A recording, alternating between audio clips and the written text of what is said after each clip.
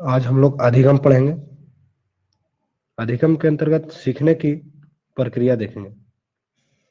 सीखने की सिद्धांत। अधिगम कहते किसे हैं? तो सीखना जो होता है उसी का एक नाम है, लर्निंग का अधिगम कहा जाता है। और यहाँ पे अधिगम सीखने की कई प्रक्रिया होती है। उसमें सीखने की एक विशेष प्रकार की प्रक्रिया जिसमें अनुभव द्वारा व्यवहार में परिवर्तन हो। अनुभव द्वारा व्यवहार में परिवर्तन हो। किसके द्वारा? अनुभव द्वारा व्यवहार में परिवर्तन, और वो परिवर्तन अस्थायी परिवर्तन हो तो उसे अधिगम कहते हैं। अनुभव द्वारा जो व्यवहार में परिवर्तन होगा और वो भी अस्थायी परिवर्तन, उस अस्थायी परिवर्तन को ही अधिगम कहते हैं। और अधिगम एक सीखने की प्रक्रिया है। जब हम किसी कार्य को करना सीखते हैं तो एक निश्चित क्रम में से गुजरना होता है कि विभिन्न मनोवैज्ञानिकों ने सीखना कैसे होता है इस पर कुछ सिद्धांत निर्धारित किए। और अतः किसी भी उद्दीपक के प्रति क्रमबद्ध प्रतिक्रिया को खोज करना ही अधिगम का सिद्धांत कहलाता है। किसी भी उद्दीपन के प्रति क्रमबद्ध प्रतिक्रिया की खोज करना। जैसे आपके मन में कोई विचार आया या फिर इमली देख करके मन में पानी आ गया, मुंह में पानी आ जाता है इमली देख करके, तो ये उद्दीपन है। एक इमली देखना और मुंह में पानी आना, तो मुंह में पानी आना एक उद्दीपन है।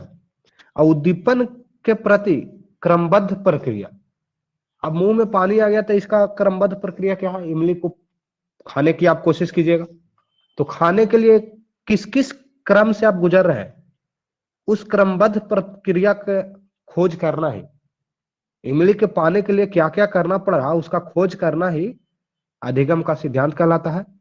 अधिगम के सिद्धांत में पहला सिद्धांत आता है प्रयत्न और भूल का सिद्धांत। दूसरा संबंध प्रतिक्रिया का सिद्धांत। तीसरा ऑपरेंट कंडीशन या स्किनर का सिद्धांत। अंतर्दृष्टि या सूझबूझ का सिद्धांत। अनुकरण का सिद्धांत। इनके बारे में हम लोग डिटेल से आगे देखते हैं।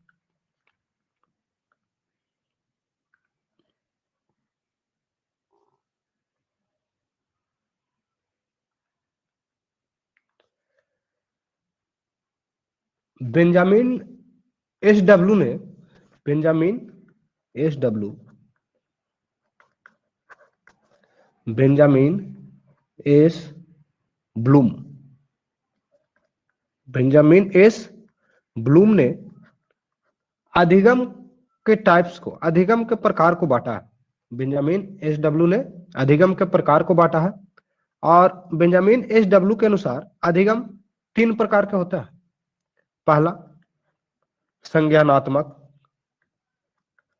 संज्ञानात्मक अधिगम, संज्ञानात्मक या इसी को संज्ञानी संज्ञानी या ज्ञानात्मक अधिगम भी कहा जाता है। ठीक है, संज्ञानात्मक, संज्ञानी या ज्ञानात्मक अधिगम। दूसरा है भावनात्मक भावनात्मक अधिगम, अथवा भावना कहां से आता है? मन से, तो इसे मनोवृत्तात्मक अधिगम भी कहा जाता है। मनोवृत्तात्मक अधिगम। फिर तीसरा है आपका कौशलात्मक कौशलात्मक अथवा क्रियात्मक। क्या चीज? क्रियात्मक। अब कौशलात्मक अधिगम कहीं पर लिख दिया जाए या फिर क्रियात्मक लिख दिया जाए तो दोनों एक ही होगा। भावनात्मक लिख दिया या फिर मनोवृत्तात्मक लिख दिया तो वो भी एक है। और संज्ञानात्मक, संज्ञानी या ज्ञानात्मक। अब हम लोग एक एक करके देखते हैं कि किसका खोज किसने किया, कब किया। तो 1956 में संज्ञानात्मक अधिगम का खोज हुआ। 1956 में संज्ञानात्मक अधिगम का खोज किया गया। और ये खोज जो है बेंजामिन एस ब्लूम ने किया था। 1956 में बेंजामिन एस ब्लूम ने संज्ञानात्मक या संज्ञानी तुलनात्मक अधिगम का खोज किया। और इसके अंतर्गत, संज्ञानात्मक के अंतर्गत ज्ञान, इसके पहला शब्द से ही ज्ञानात्मक मतलब ज्ञान अर्जित करना, ज्ञान, मूल्यांकन, ज्ञान, मूल्यांकन, विश्लेषण, अनुप्रयोग, बोध आदि आते हैं। ज्ञान होगा सबसे पहला चीज, तो ज्ञान होगा किसी चीज का, उसके बाद ज्ञान होने के बाद उसका बोध हो, बोध जब हो जाएगा तो अनुप्रयोग किया जाएगा, और प्रयोग करने के बाद विश्लेषण करते हैं, और विश्लेषण के बाद संश्लेषण की क्रिया आती है, और उसके बाद सबसे अंत में आपका कौन सी क्रिया आएगी, मूल्यांकन करना। सारे चीज जब सीख लिए पूर्ण रूपेण तब उसका हम लोग मूल्यांकन करते हैं। फिर भावनात्मक या मनोवृत्तात्मक अधिगम जो है, तो भावनात्मक या मनोवृत्तात्मक अधिगम का खोज 1964 में किया गया, 1964 में। और ये किसके द्वारा किया गया, तो क्रयम क्रंथवल के द्वारा, ये जो किया गया क्रंथवल के द्वारा, भावनात्मक अधिगम का खोज क्रंथवाल के द्वारा किया गया। और ये जो है भावनात्मक और अधिगम, पहले तो आग्रहण इसके अंतर्गत आता, आग्रहण के बाद प्रतिक्रिया दिया जाएगा,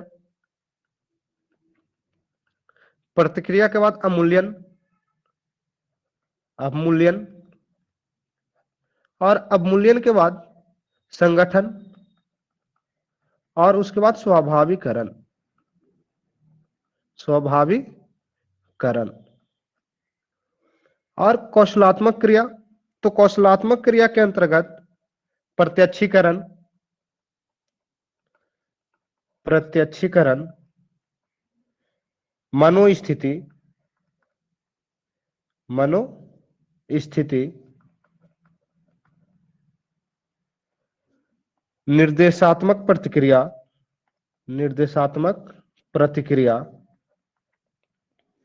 जटिल बाह्य व्यवहार, कार्य कौशल आदि आते हैं।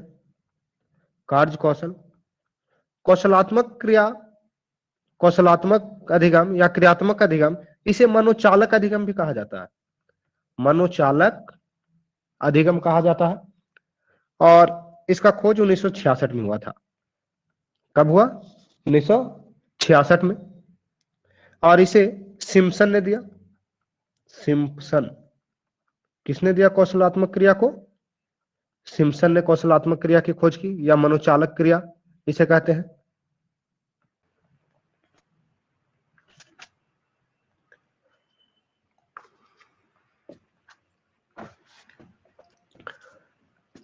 अधिगम का नियम जो है, रूल ऑफ लर्न, अधिगम का नियम, तो अधिगम का थॉर्नडाइक ने, थॉर्नडाइक जो व्यक्ति थे, इन्होंने थॉर्नडाइक के अनुसार अधिगम का दो नियम होते हैं। नियम को दो वर्गों में विभाजित किया गया। पहला मुख्य नियम और दूसरा गौण नियम। गौण नियम जो दिखाई ना देते हैं और मुख्य नियम ये दिखाई देते हैं। पहला नियम है तत्परता का नियम, दूसरा अभ्यास का नियम, तीसरा नियम आपका जो है वो है प्रभाव का नियम। तत्परता मतलब समझ रहे हैं, किसी भी काम के लिए तत्परता मतलब जल्दी करना, है ना। अभ्यास करना मतलब बार बार किसी काम को करना। प्रभाव का नियम, किसी काम का या किसी व्यक्ति का या किसी बात का आपके ऊपर जो प्रभाव होता है उसके आधार पर इसको निकाला जाएगा, प्रभाव का नियम। अभ्यास करके कुछ सीख सकते हैं, तत्परता दिखाने से भी जल्दी जल्दी करके भी सीखा जाता है। और गौण नियम में आता है बहुअनुक्रिया, बहुअनुक्रिया। अब देखिए कोई भी काम करने का एक तरीका तो नहीं होगा, बहुत से तरीके होंगे। उनमें से कौन सी तरीका आपने सीखा, ये आपके मन के अंदर होती है, उसे देखा नहीं जाता है। दूसरा है मानसिक स्थिति। मानसिक स्थिति, सीखने के क्रम में मानसिक स्थिति भी बहुत ज्यादा निर्भर करती है, लेकिन इसको देखा नहीं जा सकता, ये गौण रहती है। तीसरी चीज है आंशिक क्रिया। आंशिक क्रिया। चौथा सादृश्य। सादृश्य अनुक्रिया। पांचवा साहचर्य का नियम। साहचर्य का नियम। तत्परता का नियम जो है, इस नियम के तहत शिक्षार्थियों को किसी बात को सीखने हेतु मानसिक रूप से तैयार किया जाना अनिवार्य है। तत्परता के नियम के तहत मानसिक रूप से किसी भी सीखने वाले विद्यार्थी को, शिक्षार्थी को तैयार किया जाता है। जब तक उन्हें मानसिक रूप से तैयार नहीं किया कर लिया जाता, उन्हें कोई चीज सिखाना संभव नहीं होगा। जब आपके मन में कोई भी चीज सीखने की के लिए तैयारी ना हो तो आप नहीं सीख सकते। यही है तत्परता का नियम। और अभ्यास के नियम, सीखी हुई बातों को व्यवहार में लाने की अनिवार्यता होती है। जो चीज आप सीख लिए हैं, उस चीज को आप बार बार दोहराते रहिए, अभ्यास में लाते रहिए। अगर सीखी हुई बातों को व्यवहार में नहीं लाते हैं तो उन्हें भूल जाने की संभावना रहती है। इसे ही अभ्यास का नियम कहते हैं। और एक है प्रभावी नियम, प्रभाव का नियम, लॉ ऑफ इफेक्ट। कहते हैं विद्यार्थी वैसे बातों को जल्दी सीखते हैं जिनकी नियम जीवन में उपयोगिता अधिक होती है। प्रभाव का नियम जो है, जीवन में उपयोगिता अधिक होती है। जैसे खाना खाने के लिए, खाना खाने का नियम बच्चे जल्दी सीख लेते हैं। रोने का नियम, रोने के लिए कोई सिखाता नहीं है, फिर भी सीख लेते हैं, क्योंकि इसकी उपयोगिता उनके जीवन में ज्यादा है कि भाई कोई भी बोल दे तो रोना शुरू कर दो। या फिर पैसा कमाने के लिए आप कोई ना कोई काम सीखते हैं, जल्दी सीखते हैं अदर काम के अपेक्षा। तो ये आपका प्रभाव, जीवन में क्या प्रभाव पड़ रही है उसके आधार पर।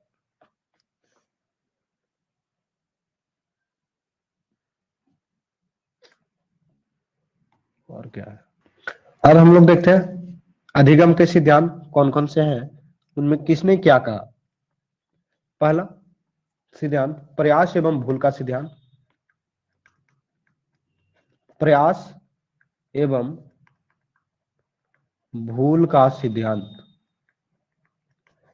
प्रयास एवं भूल का सिद्धांत नाम से ही पता चल रहा है कि प्रयास करके सीखो और फिर पीछे वाली कुछ भूल जाओ, है ना। इस सिद्धांत का प्रतिपादक जो है थॉर्नडाइक है। प्रयास एवं भूल के सिद्धांत का प्रतिपादक थॉर्नडाइक है। इन्होंने ही बताया कि किसी की उत्तेजना बढ़ा दे तो वह उसके प्रति अनुक्रिया करता है। थॉर्नडाइक ने ही बताया था कि किसी की उत्तेजना को अगर बढ़ा दिया जाए तो वह उसके प्रति अनुक्रिया करता है। जब वह बार बार उस अनुक्रिया को दोहराता है तो उसमें सीखने की क्षमता बढ़ती है। ये क्या है, बार बार क्रिया को दोहराया जाए तो सीखने की क्षमता बढ़ती है। थॉर्नडाइक ने दिया था। थॉर्नडाइक जो है एक अमेरिकी वैज्ञानिक है, अमेरिकी मनोवैज्ञानिक है। इन्होंने प्रयास एवं भूल का सिद्धांत दिया। इनके अनुसार सीखने के लिए क्या क्या चीज जरूरी है, तो प्रेरणा मिलनी चाहिए तो भी कोई सीख सकता है। निरर्थक प्रतिक्रियाएं सीखने की क्रिया में होती है। निरर्थक प्रतिक्रियाएं, अब निरर्थक प्रतिक्रिया कैसे होगी, सीखने के क्रम में निरर्थक प्रतिक्रिया होने का क्या कारण है। तो इनके अनुसार कहा क्या गया कि बार बार कोई चीज को या फिर किसी चीज के प्रति आपके मन में उत्तेजना दे दिया जाए, उत्तेजित कर दिया जाए किसी को, तो हो सकता है कि वो सार्थक प्रतिक्रिया करे या फिर निरर्थक भी, कुछ भी करे। उसके लिए उसको बाध्य नहीं किया गया, आप अपने मन से कीजिए। प्रेरणा मिलेगी तो आप कोई भी काम कीजिएगा तो ये तो निश्चित नहीं ना है कि आप सार्थक ही काम कीजिएगा, सही काम कीजिएगा। सफलता का आकस्मिक अवसर उपलब्ध होना चाहिए। उचित अनुक्रिया होनी चाहिए। थॉर्नडाइक ने सीखना संबंध स्थापित किया। थर्नडाइक का जो प्रयास एवं भूलना सिद्धांत है, इसी को सीखना संबंध स्थापित करना भी कहा गया। और इनके अनुसार उद्दीपन के सम्मुख कोई उद्दीपित स्थापित होता है, उद्दीपन के समक्ष कोई उद्दीपक स्थापित होता है और विशिष्ट प्रतिक्रिया करने के लिए बाध्य करता है। और इन्होंने बिल्ली पर अपनी प्रतिक्रिया दिया था, इन्होंने क्रिया दिया वो बिल्ली पर दिया।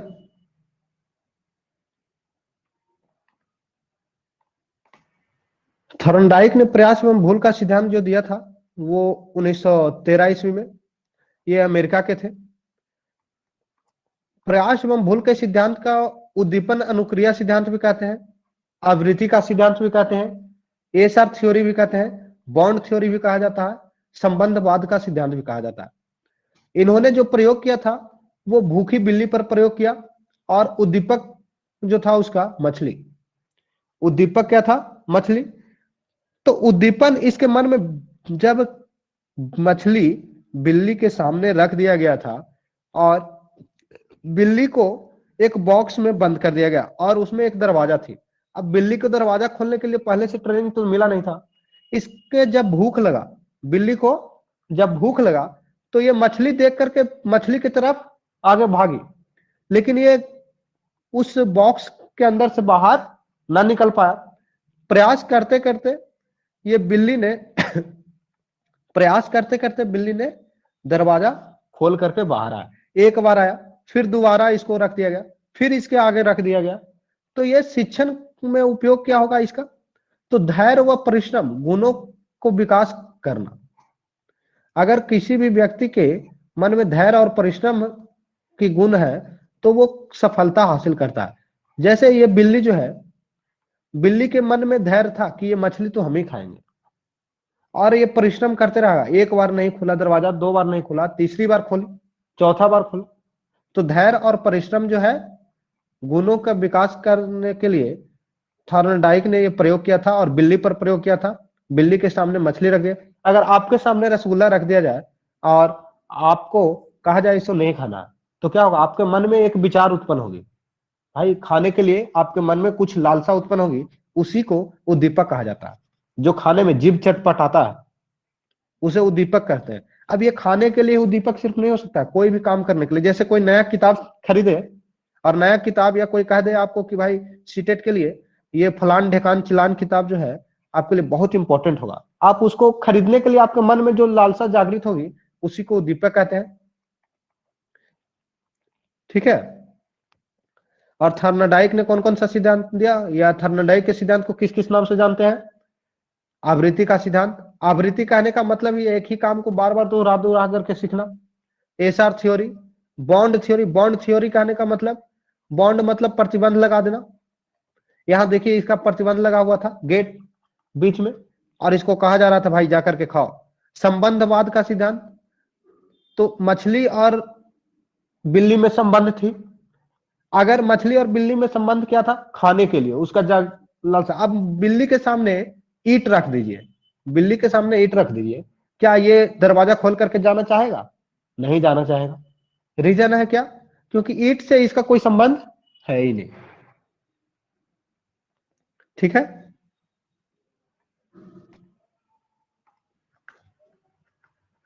पावलव, पावलव का सिद्धांत। पावलव का सिद्धांत जो है वो उसे क्लासिकल सिद्धांत भी कहा जाता है। पावलव का सिद्धांत को क्लासिकल सिद्धांत भी कहा जाता है।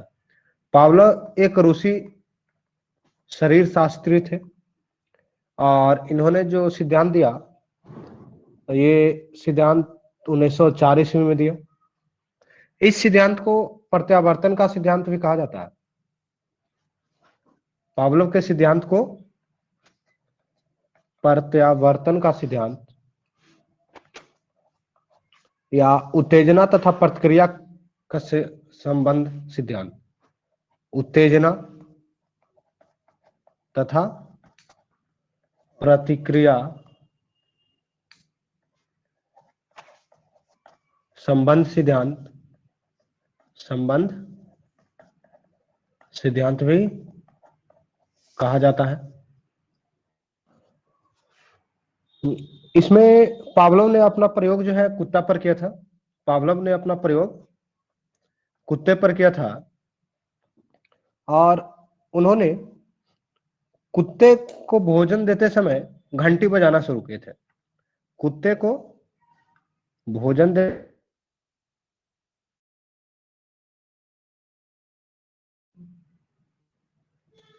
ये जो है पावलोव का सिद्धांत। पावलोव ये यही व्यक्ति है मोछ दाढ़ी वाले। इन्होंने कुत्ते को जब खाना देना शुरू किया तो क्या किया, घंटी बजाते थे ये। कुत्ते को प्रतिदिन इसी प्रकार से भोजन दिए तो कुत्ते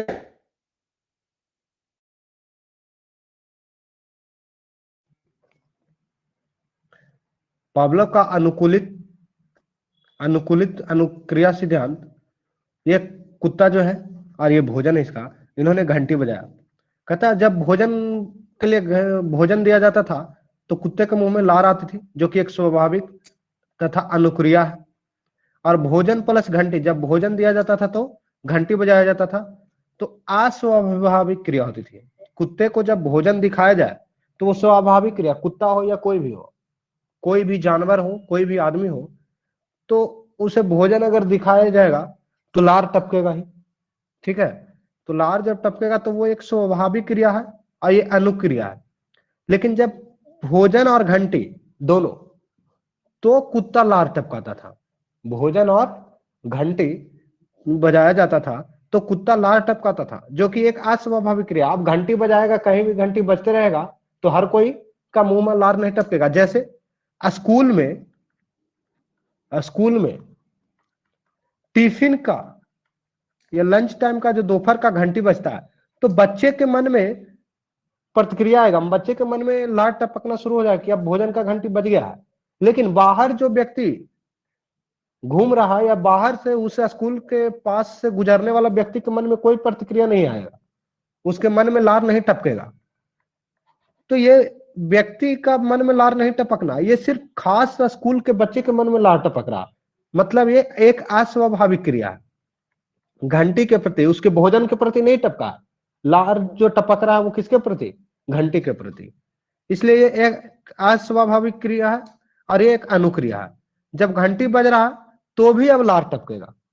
बच्चे को जब स्कूल पहले भेजा जाता है तो खाने के लिए सिर्फ लार टपकती है, और बाद में उसकी हैबिट जो है बदल जाती है। और वो बदल जाता है इस प्रकार से कि भाई खाना मिले या ना मिले, खाना मिले या ना मिले, टिफिन का घंटी जैसे ही बजती है मन में लार, मुंह में लार टपकना शुरू हो जाता है। इस कारण से ये अस्वाभाविक क्रिया है और स्वाभाविक अनुक्रिया।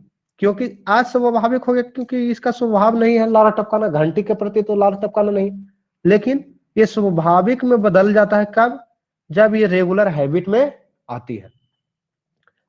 ठीक है, ये पावलोव का सिद्धांत है जो कुत्ते पर किया गया।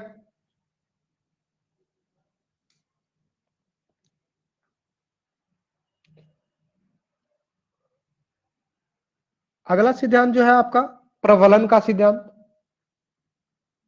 प्रबलन का सिद्धांत, पावलोव के सिद्धांत को शास्त्रीय अनुबंधन का सिद्धांत भी कहा जाता है।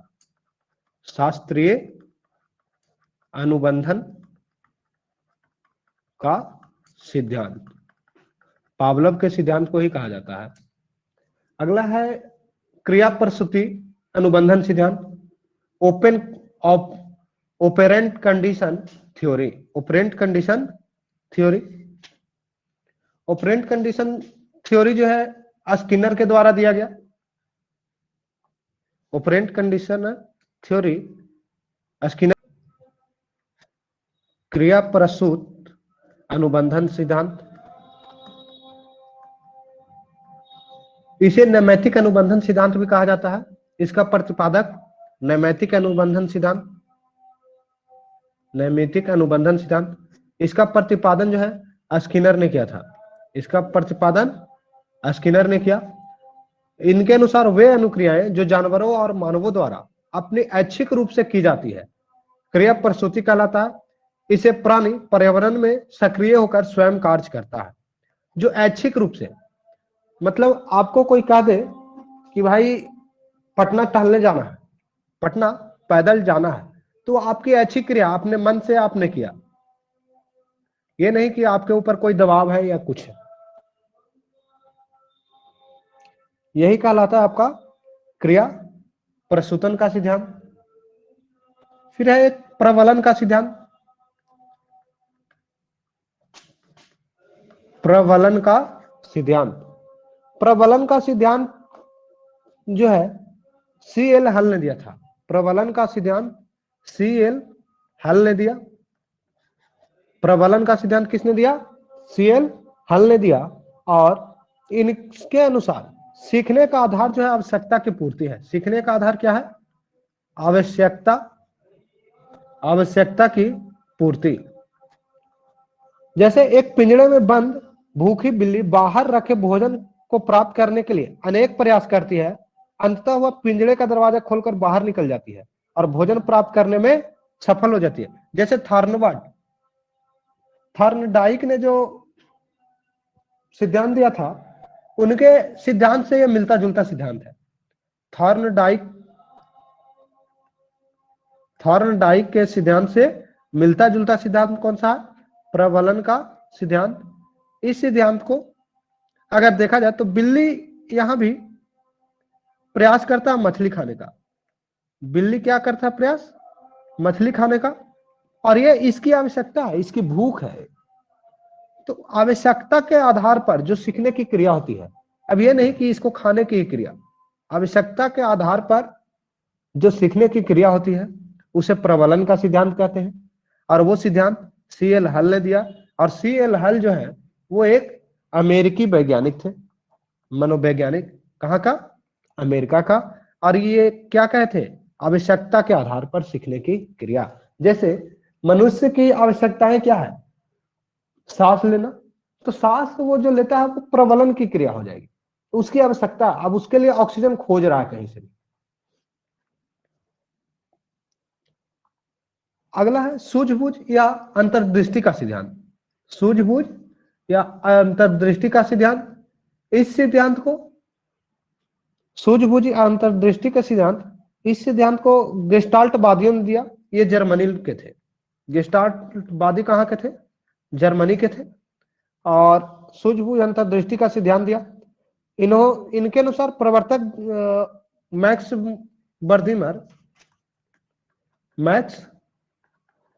बर्दिमर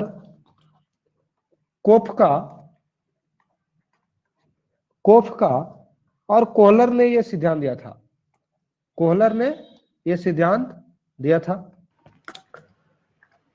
कोहलर का या गेस्टाल्टवाद सूझ या अंतर्दृष्टि का सिद्धांत कहते हैं। इसका अन्य नाम गेस्टाल्टवादी सिद्धांत या समग्रता या पूर्णवाद अधिनियम सिद्धांत।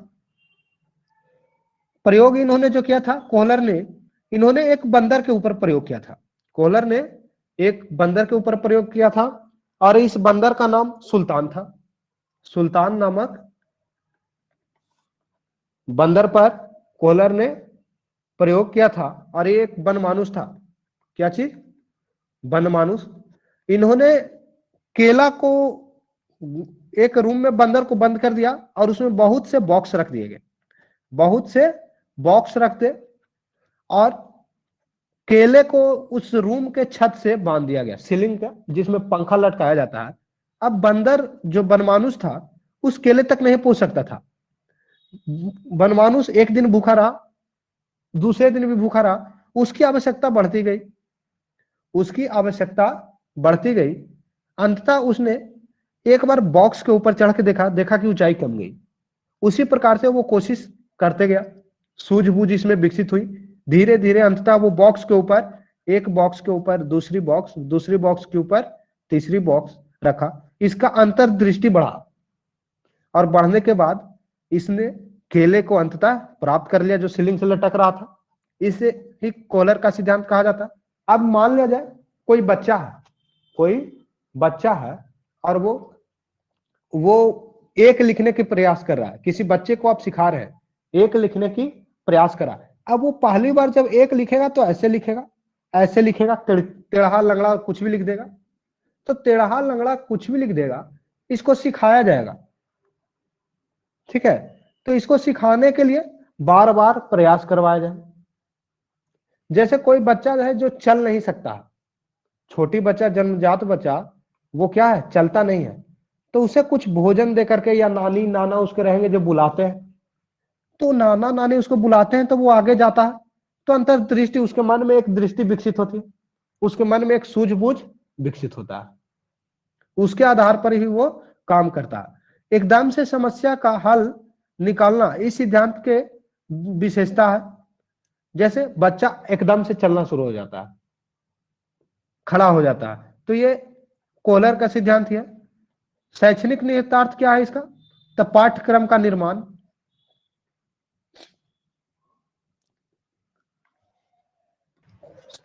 कार्यात्मक कार्यात्मक प्रतिबद्धता का सिद्धांत जो दिया था, ये स्किनर ने दिया था। कार्यात्मक प्रतिबद्धता का सिद्धांत स्किनर ने दिए थे। इन्होंने एक चूहा पर प्रयोग किया था। स्किनर ने किस पर प्रयोग किया था, चूहा पर प्रयोग किया। कार्यात्मक प्रतिबद्धता का सिद्धांत स्किनर ने दिया, या क्रिया प्रसूति अनुबंध सिद्धांत इसी को कहा जाता है।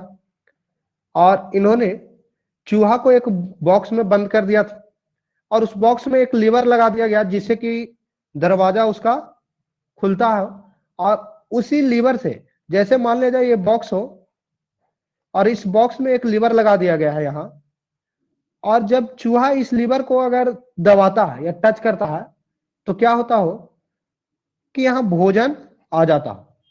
तो चूहा को जब भूख लगती है तो ये भोजन के पास जाने की, भोजन की खोज में ये जाता। अब पहली बार जब चूहा जो है इस बॉक्स में तो छटपटा रहा होगा भूख से, अब अचानक से उसके शरीर जो है इस लीवर से टकराता हो तो वो भोजन आया। तो एक बार क्रिया ये हुई, दूसरी बार क्रिया हुई, इसी प्रकार से बारंबार क्रिया होते रही, और चूहा ने समझ गया कि भाई इस लीवर को हिलाने डुलाने से भोजन आता है। तो यही कहलाता है कार्यात्मक प्रतिबद्धता, मतलब कार्य के प्रति आप प्रतिबद्ध हो गए कि भाई आपको, जैसे कोई आदमी नौकरी करता है तो नौकरी के प्रति प्रतिबद्धता है आपका, क्योंकि अगर आप सर्विस करने जाइएगा, ऑफिस में जाइएगा, तो आपको क्या हो जाएगा, पैसा मिलेगा। ये कार्यात्मक प्रतिबद्धता है। आपकी प्रतिबद्धता क्या है, कार्य करने के प्रति, और आपका क्या उद्देश्य हो गया, पैसा कमाना, है ना। उसी प्रकार से कार्यात्मक प्रतिबद्धता, चूहा का क्या कार्य है, चूहा अपना कार्यात्मक प्रतिबद्ध है क्या करने के लिए, इस लीवर को हिलाने डुलाने या दबाने के लिए, तो ही उसे भोजन मिलेगा। मतलब ये इस कार्य के लिए लीवर को दबाने के प्रति प्रतिबद्ध है, नहीं दबाइएगा भोजन नहीं मिलेगा, ठीक है।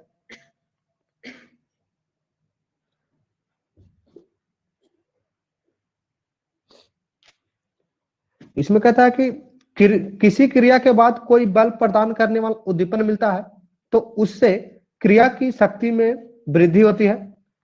अधिगम से संबंधित सिद्धांत जो है, थर्नडाइक का संबंधवाद सिद्धांत, पावलोव का क्लासिकल अनुबंध सिद्धांत, स्किनर का क्रिया प्रसूति सिद्धांत, हल का परिवलन सिद्धांत, हल का प्रबलन सिद्धांत, गुथरी का समीपता का सिद्धांत, गुथरी का समीपता सिद्धांत, अंतर्दृष्टि का अधिगम सिद्धांत। अंतर्दृष्टि का अधिगम सिद्धांत किसने दिया, ये आपका कोहलर, कोपका, बर्धीमर आदि जर्मन वैज्ञानिकों द्वारा दिया गया था। फिर है टॉलमन का अधिगम सिद्धांत, टॉलमन का अधिगम सिद्धांत, लेविन का क्षेत्र सिद्धांत, गैने का अधिगम सोपानिक सिद्धांत, बंडूरा का सामाजिक सिद्धांत। अधिगम के संज्ञानात्मक सिद्धांत में आपके आ जाएंगे मनोवैज्ञानिक गेस्टाल्टवादियों द्वारा प्रतिपादित अधिगम सिद्धांत, टॉलमन द्वारा प्रस्तुत अधिगम सिद्धांत, लेविन द्वारा विकसित क्षेत्र अधिगम सिद्धांत, गैने द्वारा प्रस्तुत अधिगम सोनापकारी सिद्धांत, और बंडूरा द्वारा प्रतिपादित। गैने के सोपानकारी सिद्धांत देखते हैं। गैने की अधिगम सोपानिक सिद्धांत। गैने ने कौन सा सिद्धांत दिया? सोपानिक सिद्धांत। हम लोग सिद्धांतों को एक जगह एकत्रित कर लेते हैं। कौन सा सिद्धांत किसने दिया? सिद्धांत और शिक्षा शास्त्री।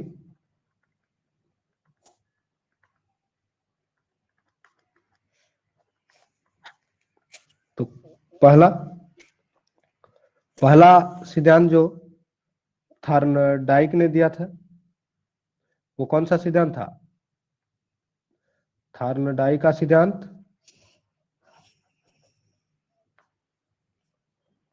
थॉर्नडाइक ने कौन सा सिद्धांत दिया? थॉर्नडाइक का सिद्धांत संबंधवाद का सिद्धांत थॉर्नडाइक ने दिया था। दूसरा सिद्धांत क्लासिकल अनुबंध सिद्धांत, किसके द्वारा? क्लासिक अनुबंध सिद्धांत पावलव ने क्लासिक अनुबंध का सिद्धांत दिया था।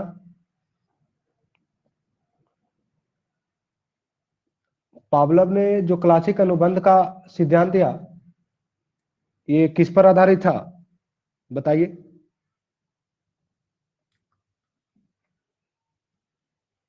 पावलव ने क्लासिक अनुबंध का सिद्धांत जो दिया, इन्होंने कौन सा जानवर का प्रयोग किया था? पावलव ने चूहा, रैट, थॉर्नडाइक ने कुत्ता, डी।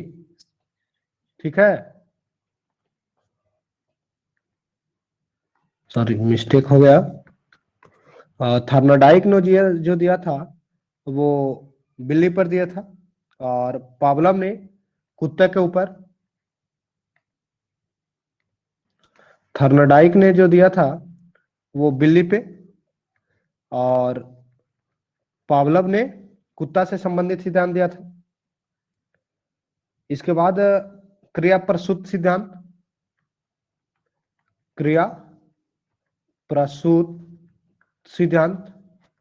क्रिया प्रसूत सिद्धांत को और किस नाम से जाना जाता है? क्रिया प्रसूत सिद्धांत को बताइए।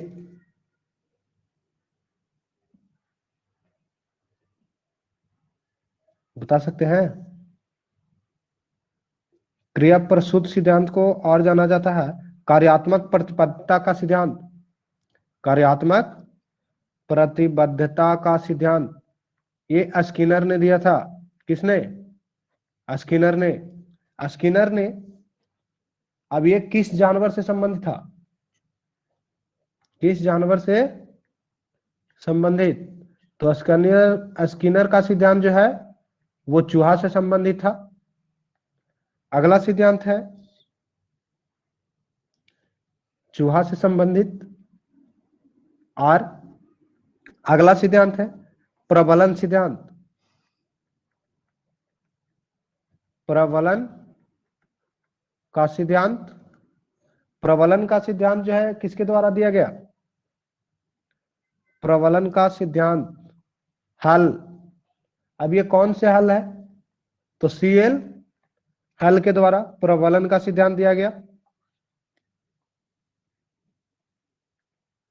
सीएल हल ने ही बताया था आवश्यकता के आधार पर सीखना। आवश्यकता के आधार पर सीखने की प्रक्रिया किसने बताया? सीएल हल। जिसका जो आवश्यकता होता है उसी आधार पर वो सीखता है, सीएल हल ने बताया था। फिर है एक कोहलर का सिद्धांत जो अंतर्दृष्टि या सूझबूझ का सिद्धांत है। कोहलर का सिद्धांत ये अंतर्दृष्टि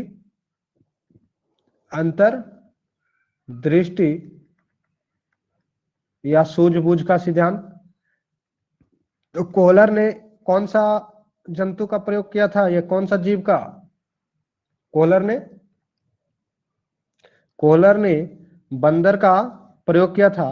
अब ये एम का प्रयोग किया बंदर का। उसके बाद आ जाता है आपका समीपता का सिद्धांत, समीपता का सिद्धांत, इसके नाम से ही पता चल रहा है कि जो चीज आपके नजदीक होगा उससे ही आप सीखेगा। मतलब कि आप चोर के साथ में रहेगा तो चोरी करना ही सीखेगा, लफ्फू के साथ रहिएगा तो लफुआ वाला काम ही विकसित होगा। तो भाई लफुआ का सिद्धांत किसने दिया था? ये गुथरी, नाम ही इसका है ऐसा, गुथरी। लफुआ अगर बन जाइएगा तो आप कोई काम लायक नहीं रहिएगा, वो समीप किसी के जाइए, किसी भी लफुआ के वो बर्बाद कर देगा। इसलिए पढ़ाई कीजिए, गुथरी का सिद्धांत पे काम मत कीजिए। हाँ, गुथरी का सिद्धांत पे अगर काम करना है तो पढ़ाई के समीप जाइए, ठीक है। फिर है क्षेत्र सिद्धांत, क्षेत्र सिद्धांत। तो क्षेत्र सिद्धांत से आपको ये नाम से ही इसका जाहिर हो रहा है क्या चीज, कि किसी क्षेत्र विशेष पर आधारित हो। और क्षेत्र सिद्धांत जो दिया गया वो लेविन के द्वारा, क्षेत्र सिद्धांत लेविन के द्वारा दिया गया। जैसे पहाड़ी क्षेत्र में रहने वाले लोग उस पहाड़ी एरिया से सीख लेते हैं रहना, है ना, ये क्षेत्र सिद्धांत है। या फिर जो खिलाड़ी है, जो खिलाड़ी है वो खेल के क्षेत्र के बारे में ही नॉलेज रखेगा। आप उसको कहिएगा पहाड़ तोड़ने का नॉलेज है, आप सीखे हैं, तो बोलेगा कि नहीं। तो ये क्षेत्र विशेष का सिद्धांत। या फिर आप टीचर हैं, आपसे बोलेगा क्या, जरा सा रेलगाड़ी चलाइए, संभव है? आप नहीं सीखे, आप नहीं सीखेगा, क्योंकि आपका गुण क्या है, पढ़ाने की। तो ये है आपका क्षेत्र विशेष का सिद्धांत। फिर अगला सिद्धांत जो है वो अधिगम सोपान, अधिगम सोपान का सिद्धांत। मतलब सोपानी तरीके से सीखना। अधिगम सोपान, सोपानिक सिद्धांत जो है गैने ने दिया था। किसने? गैने ने। अधिगम सोपानी सिद्धांत जो है, पहले तो आप इसमें स्टेप बाय स्टेप, जैसे बच्चे को पढ़ाते हैं वो कैसे सोपानिक सिद्धांत पर ही पढ़ाते हैं। पहले उसको एक लिखने के लिए सिखाते हैं या का लिखने के लिए सिखाते हैं, फिर का के बाद उसको का सिखाते हैं, और का के बाद उसको शब्द लिखने के लिए सिखाते हैं। मतलब जटिलता धीरे धीरे बढ़ती जाती है, वो एक सोपान वाई चलता है। तो अधिगम सोपानिक सिद्धांत, सोपानिक सिद्धांत किसने दिया? गैने ने। और एक सामाजिक अधिगम सिद्धांत, सामाजिक अधिगम सिद्धांत मतलब समाज से सीखना। समाज से आप क्या सीख सकते हैं, ये बंडूरा ने दिया था, बंडूरा। सामाजिक अधिगम का सिद्धांत बंडूरा ने दिया। तो समाज से जो चीजें, जैसे नैतिकता, कहां से सीखते हैं? समाज से। तो ये बंडूरा के द्वारा दिया गया। अब हम लोग इससे संबंधित कुछ प्रश्न करते हैं। चलिए, अधिगम समाप्त हुआ, ठीक है। और इससे अधिगम की समाप्ति हुई। अब सीखने की क्रिया की समाप्ति आप अपने जीवन में मत कर दीजिएगा। सीखने की क्रिया जन्मजात होती है या जन्म के बाद होती है? सीखने की क्रिया बता सकते हैं? सीखने की क्रिया जो है आपको जन्मजात नहीं होता है। सीखने की क्रिया जन्मजात नहीं होती है, या वंशक्रम की देन के रूप में विरासत में प्राप्त नहीं होता है। ये वंशक्रम के अनुसार विरासत में प्राप्त होने वाली क्रिया नहीं है, और बल्कि वातावरण में निहित कारकों के प्रभाव से प्रत्यक्ष और प्रत्यक्ष अनुभवों के आधार पर सीखा जाता है, और ये स्वयं अर्जित किया जाता है। सीखने की जो अधिगम है वो स्वयं, कोई आपको माता पिता दोस्त यार नहीं दे देता है कि लो अधिगम रख लो, 2 kilo 4 kilo 2 metre 4 metre 10 metre, कुछ नहीं है, ये आप स्वयं सीख सकते हैं। अधिगम जन्मजात नहीं होता। अधिगम का दुरुपयोग से बचने के लिए आदतों में सुधार लाया जाता है। जैसे अधिगम जो है, बच्चे शुरू में पानी की बर्बादी करते हैं, लेकिन बाद में वो सीख जाते हैं कि पानी का क्या उपयोग है, तो वो पानी की बर्बादी नहीं करते, मतलब वो सीख ली।